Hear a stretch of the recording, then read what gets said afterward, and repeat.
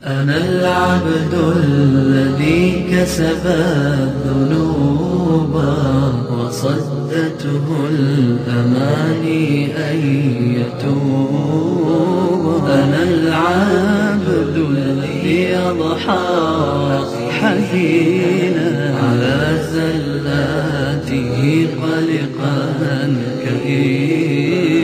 أنا العبد الذي كسب الذنوب وصدته الأماني أن يتوب.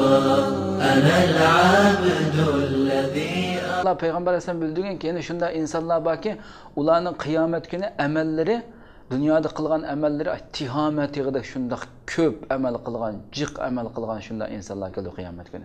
Lekin Allah subhanahu va taala ashlarning hammasini haba'an mansura, ya'ni chang tuzan shunda poch bo'lib ketgan chang tuzandek qilib o'tadi Allah subhanahu va taala. Ularning qilgan amallari, namoz o'qigan namozlari, qilgan amallari, tutgan ro'zlari hammasi chang tuzan qilib o'tadi. Nima uchun degan vaqtida Payg'ambar alayhisalom hadisida nima degan desa, chunki ular lakinnahum iza khalaw bi maharimillahi intahakuha. Ular xoli qilganda Allah subhanahu va taala cheklagan, Allah harom qilgan narsalar, bu amallar bilan, bu ishlar bilan xoli qilgan vaqtida qanday qilgan? Allah'ның bekitken çigralarini dessigen, bunundan eşip ketidi, bunu yanchiydi, bu çigradan tajavuz qilib o'tidi degan. Qalblariga bormagan ig'izdi bu din. Bu diniy masala, Allah, Rasul, bu narsalarning hammasi ig'izidi lekin qalblarida yo'q bo'lganligi uchun kishilarning oldida shundoq taqvodek ko'rinsa, kishilarning oldida qilgan so'zlari shu qadar isil, cho'ng sifatlik chiqayotgan. Amma lekin ular xoli qilgan vaqtlarida Allah subhanahu va taolaninki cheklagan narsalarni qilaveradigan kishilar.